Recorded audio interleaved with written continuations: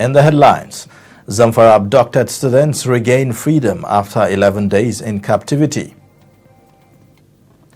NDLEA intercepts 24,311 kgs heroin and codeine in Lagos. FCT City Sanitation Task Force earmarks more areas for demolition of illegal structures. And in sports news, Medvedev defeats Djokovic to win US Open men's final.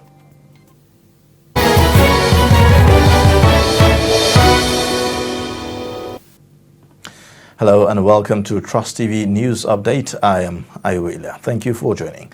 The news in detail.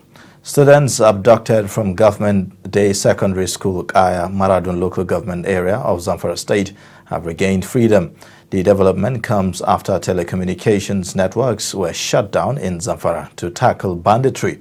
Gunmen invaded the school, abducting the students and a teacher, but 5 of them escaped a day after. A father of one of the escaped students, all women, told the BBC Hausa that his daughter returned home around 1 a.m. the next day. He said his daughter told him that their captors divided them into 2 groups, and in the process of dividing them, she and 4 others managed to escape. The ongoing measures has yielded results as many of the captives have been set free from captivity. Bandits have been finding it difficult to communicate with their informants or get things from some local markets.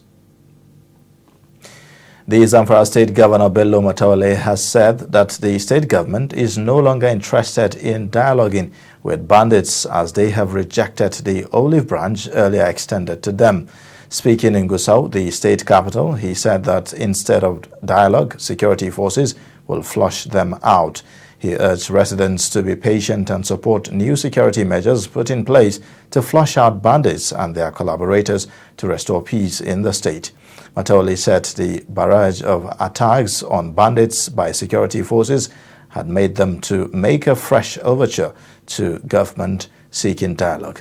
The governor warned politicians against giving any form of support to bandits, advising them to fear God and stop buying motorcycles to distribute to people who in turn sell to bandits to perpetrate their evil acts. Now, the Kaduna State Governor Nasir El-Rufai has appealed for calm over the killing of a pastor in Zangon Kataf local government area. This is contained in a statement issued by Samuel Aruan, Commissioner for Internal Security and Home Affairs in Kaduna. El-Rufai urged security agencies to apprehend the killers. The governor expressed deep sadness over the killing. The governor offered prayers for the repose of the soul of the cleric. El-Rufai condoled with the Ekwa Church in Kibori, Asha Auche. He prayed for God to grant them fortitude and comfort them over the sudden and painful loss. Staying with security matters, internally displaced persons in Katsina State have resorted to sending their children to beg for food due to the lack of basic necessities in places they stay. Our correspondent Idris Jibril reports that children aged 5 to 7 are seen in various streets of the state capital in search for food to feed their families. Indo Shehu is from a village in Bazari local government area of Katsina State. Her husband is currently on life support following attack by bandits on their village, while 7 of her children are nowhere to be found. Ban san inda suke ba shi dai na ji labarin an kari shi kariya 3 amma saura ban san inda suke ba ma to a taimaka mun ba mu ma da abun kwanciya an toye ma gidajen an toye ma kayayyakin mu tatas haka muka hito nan muka zo muka samu abinci wurin wa'an ga bayan Allah mamma san ko ina ba sai ga ita ce uwata muka zo nan wurin ta muka nan wurin an mun samu nan in ba mu je nan wurin kwana nan samu muna kwantawa sai mu taimi bara zama nan ne guda ta tai bara mu ci su sauran dangi ma ba san inda suke ba. Unlike Indo, these other women were not as lucky, as they say all their husbands had been killed during a repeated raid by the gunmen. An kashe mani miji, an bani da 'ya'yana 7. Muna ƴan ƙauyuka ne a daban-daban ƙasewa gini sabon garin Dodo na Huta Tulluwa a Jasu garin Labo duk ga munan da sauran mu ba mu da sauran zama lahiya. This uncompleted building within the state capital also housed another set of IDPs, which they considered a safe haven compared to their villages. Neither drinking water nor electricity are available here, while most of them sleep on the floor, but they say it's comfortable, unlike their communities. In fact, this farm that you are seeing, it's their own. They planted everything here so that they can be able to get what they will eat. Gaskiya alhamdulillah yanzu dai na shiga cikin wata rayuwa wadda baka sai da a can ina sai da mai ina dauko rabin galan din mai da har na kai dauko galan na dauko rabin galan ina sai da katan din taliya makaroni ina kuli da mai ina sai da kamiya amma yanzu a zamana nan ban sai da komi abinda zamu ci ma ya gagare mu. At present, help is yet to arrive. They sent their children to beg for food while they await for their farm produce to be ready for harvest. And while they wait, their suffering only continues to increase. Idris Jubrin, Trust TV News, Katsina. Operatives of the National Drug Law Enforcement Agencies have seized over 24,311 kg of heroin, codeine, as well as Arizona and Colorado variants of cannabis in fresh drug busts at the Murtala Mohammed International Airport, Ikeja, and the Tincan seaport, Apapa, Lagos State. This is coming barely a week after the agency intercepted 6 billion naira worth of amphetamine at the Apapa port in Lagos. Spokesman of the agency, Femi Babafemi, said the first seizure was on Friday, 3rd September 2021 at the Sako export shed of the Murtala Mohammed International Airport, where 2 consignments containing 10.350 kg heroin and 25.2 kg cannabis from South Africa were intercepted. He said that in series of sting operations between Saturday 4th September and Monday 6th September in different parts of Lagos, 4 suspects were arrested, including Mrs. Bello Kafayat Ayo, who was picked from Shino Street, Palm Grove area of the state. On political matters, the People's Democratic Party is challenging declaration of local councils election in Soba and Jaba local government areas as inconclusive by Kaduna State Independent Electoral Commission. The party said it has already served the electoral umpire with its court processes. The report. Chairman of the State Independent Electoral Commission, Sadat Dikko, has told a media conference that 2 election results in favor of both APC and PDP were declared in Jaba, and election tribunal should be allowed to decide the winner. Election in Soba, local government area, is said to be inconclusive. The ruling APC in the state wonders why the party did not declare winner in Soba. Legal officer of PDP in Soba, Hamisu Hamza, said the party has already gone to court to challenge the result. Local council election will hold in 4 local government areas of Birnungwari, Chukum, Kajuru and Zangon Kataf on September 25th. As you are all aware, there were 2 declarations for chairman of the Jaba local government election, and the 2 results differ. In one result that was announced by one of our coalition officers, the APC candidate scored the highest number of votes. In the second result, the PDP candidate scored the highest number of votes. That result was supported by documents from the field. But members of the commission feel that since there were 2 results out there, the tribunal should be allowed to do its job to decide which of the 2 results is legitimate. Soba local government has 11 wards.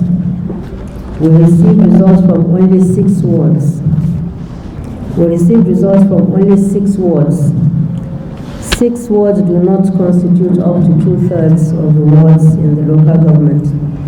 So we are unable to declare a chairman for Soba local. You are unable to decide based on the fact that the results before you, as you said, some were conflicting. As 2 results were declared in a local government where there is two declarations. One in favor of APC, one in favor of PDP. We don't know the reason why we should not be declared as winners in Java and Java local government. In the case of Soba, I have said it before her, and she tactically and she maneuvered and to not to answer my questions, because I have said it to her. Elections have been conducted in all the 11 wards of Soba local government. The results have been collected in 6 wards of the local government. But unfortunately, their staffs, the staffs they engage themselves, absconded and refused to go to 5 wards of the local government to collect the result. And on seeing that, which tribunal are we going to approach in an election where there's no declaration? Who is the winner and who is the loser? You're watching Trust TV News Update. Coming up after the break.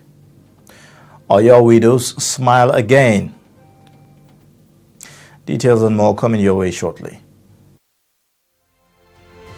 Get latest updates on current topical issues and breaking news by downloading the Trust TV mobile app on your Android devices. Go online, click Google Play Store, search Trust TV, install the app, and get doses of unfiltered information on happenings all over the world in your pocket. Trust TV, documenting the Nigerian story. The killing of Mohammed Yusuf was deliberate. To me, it was deliberate to ignite a war. Our army. Let's travel down to Shekau, a community in Yobe State, to talk to Shekau's mother on what she thinks about this development. I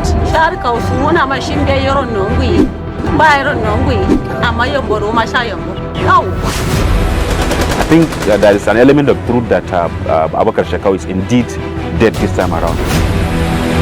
You have Boko Haram, your children are Boko Haram, every household has Boko Haram. This was the place where Mohammed Yusuf was established.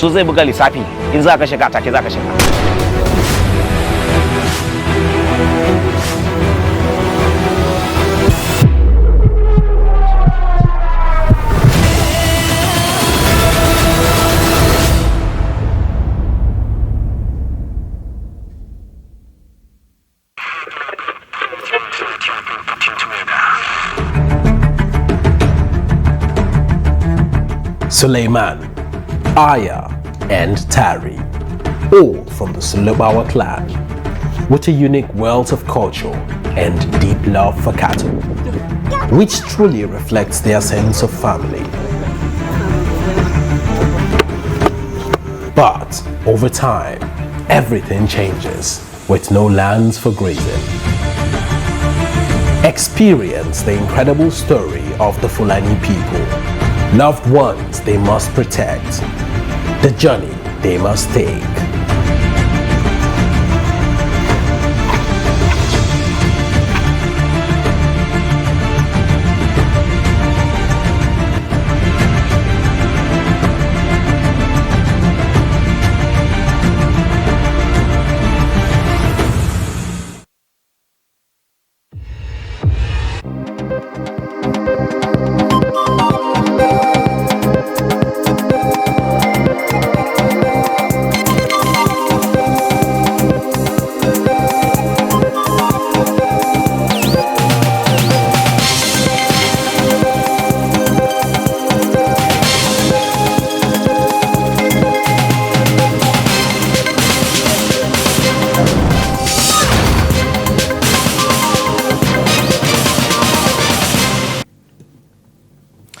Thanks for staying with us. This is Trust TV News Update. Now here's another look at some of our top stories.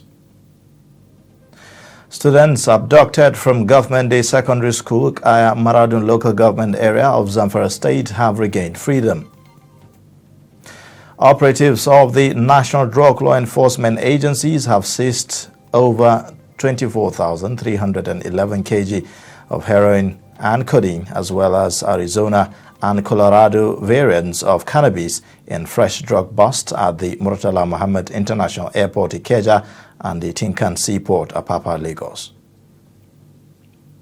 Moving on now, 8 people have lost their lives to COVID-19, while 365 others have been infected within the last 24 hours in Nigeria.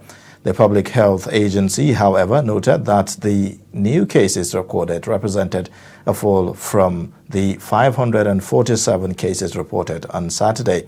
The NCDC confirmed the infections in an update on its website on Monday morning. This brings Nigeria's COVID-19 cases to 199,151. Statistics from the NCDC indicates that Lagos has 209 of the new cases, followed by Ondo with 88, FCT 31, Rivers 16, Ebonyi 11, Kaduna 6, Ekiti 3, while Plateau recorded 1 case. 186,418 treated cases have been discharged, while the death toll is now 2,598.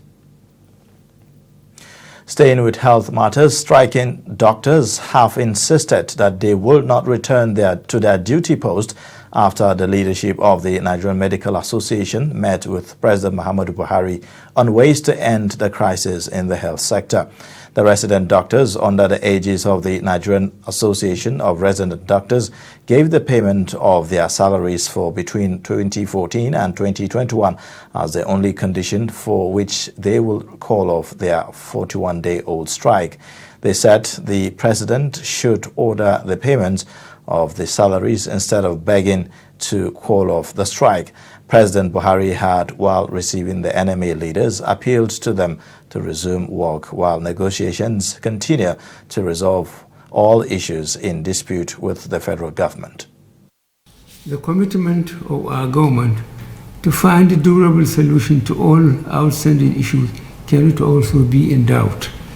I am aware of the several prolonged meetings that have been held between the government team and representatives of the striking doctors in this regard.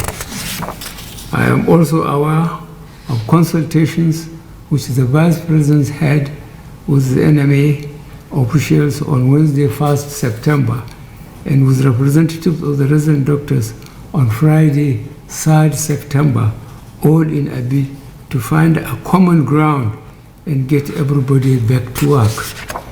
Happily, I am informed that some of the 12-point demands in the ongoing strike were already addressed, although the review of a new hazard allowance has not been fully negotiated because of the sharp and deep division between the ranks of the striking doctors.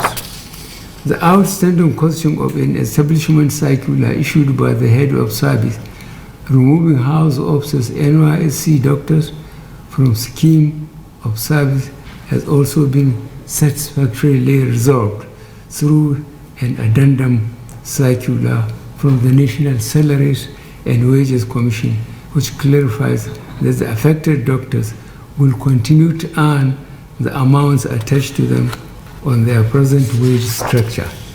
I request that the agreement reached in the meetings on the 20th and 21st August as captured in the MOU, which I have seen be rigorously implemented. Now, Chairman Federal Capital Territory Ministerial Task Force on City Sanitation, Ikeja, said the task force will continue its demolition exercise in new areas earmarked for the exercise. The city has witnessed a series of demolition of illegal structures. Trust TV correspondent Mardia Umar reports. The increasing influx of people into the SCT to either seek greener pastures or escape from the conflict and unrest in other parts of the country has brought with it ugly consequences of proliferation of urban slums. In recent times, several suburbs in the FCT like Sabuido, Mpape, the Gwarinpa Garage Market, and other suburbs witnessed some major demolition. Ikeja, the chairman FCTA Ministerial Task Force on City Sanitation, said the exercise was aimed at promoting sanity in line with the Abuja Master Plan. Those who have faced demolition We hope that they would have recovered. We pray they recover quickly. We pray the pains end very quickly. They would have learned some very bitter lessons that you don't key into illegality. It's wrong. Those who are yet to face demolition, saying that others have faced demolition, should start to move. The removal of illegal structures will certainly continue. We are not stopping anytime soon. It's not a anytime soon. The machines have been properly serviced for to clean the city heavily, and you'll be seeing the machines working and clean the city very heavily. Atta also mentioned that more suburbs which have been earmarked for demolition will be demolished by the FCTA and will not relent until the Abuja master plan is duly achieved. But Pape is ongoing. Pape is an ongoing sport. We have not finished Pape. Gwarimpa is testing, and Gwarimpa will likely be testing for also very long. We know that Dusiala Haji, Sokale area will test that. We know for sure that the airport road corridor is still a very busy place. We would be looking at from the airport bridge, that's the Bill Clinton bridge, the one that goes into the airport. There are some small communities trying to grow up after the NAF base there. We'll clear those ones. There are issues around Ido is not yet concluded yet. We have Kubo, where we have horrible shanties there. One of the drug dens called Bakassi will clear that. We have Yanyan, we'll touch Yanyan so much. Kubwa is within the point that also need clean up. Even some part of the city center needs clean up. Some part of Kado, where you have Bachas, Kado Jabi, they will be cleaned up here. Even anywhere, I think the city should just be prepared that these machines are already reactivated for ongoing cleanup.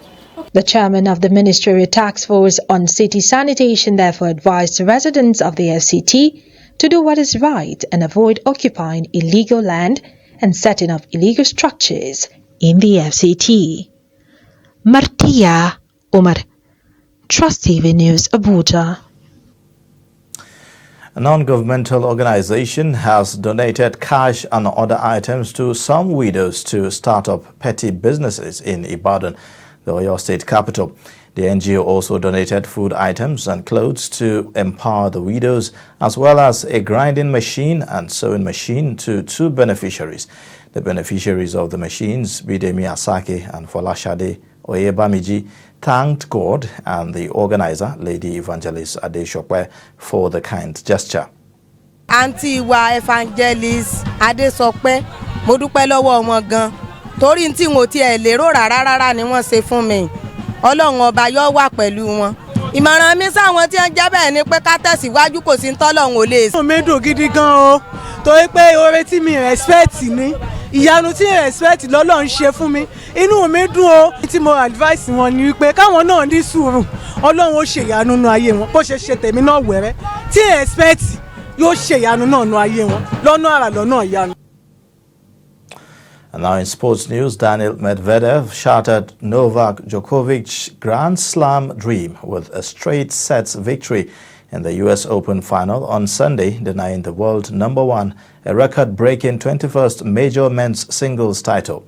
Russia's second-ranked Medvedev dominated Djokovic 6-4, 6-4, 6-4 to prevent the first calendar year Grand Slam since 1969 and keep Djokovic level with Roger Federer and Rafael Nadal atop the career slam title list. Medvedev, the 2019 US Open runner-up, captured his first Grand Slam title in his third slam final, a rematch of February's Australian Open final, won in straight sets by the 34-year-old Serbian to launch his slam quest.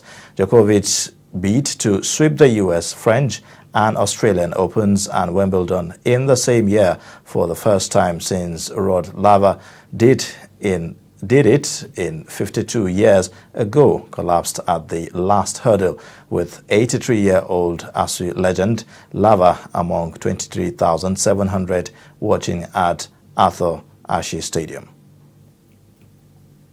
Staying with sports news, Liverpool midfielder Harvey Elliott had to be stretchered from the field during the Reds Premier League clash with Leeds United after suffering a serious ankle injury following a tackle from Pascal Struck. The England Youth International was brought down just shy of the hour mark at the Elland Road and required extensive medical attention from staff of the scene before he was removed from the pitch. Sturridge was dismissed with a straight red card by referee Craig Parson, with Liverpool head coach Jurgen Klopp revealing after the game Elliott had dislocated his ankle. Now, Eduardo Camavinga needed just 6 minutes to open his Real Madrid account after making his club debut against Celta Vigo on Sunday. The 18-year-old joined the Blancos from the Rennes in a €40 million move on deadline day. Camavinga has brought in off the bench in the 66th minute against Celta and found the back of the net in the 72nd minute, giving his side a 4-2 advantage. Karim Benzema will later complete his hat-trick as Madrid won 5-2 at the Santiago Bernabeu in La Liga. And that wraps up Trust TV News Update. Do well to click the subscribe button on our YouTube channel and also follow us on all our social media handles for latest news updates. I am Ikeja. Thank you for watching.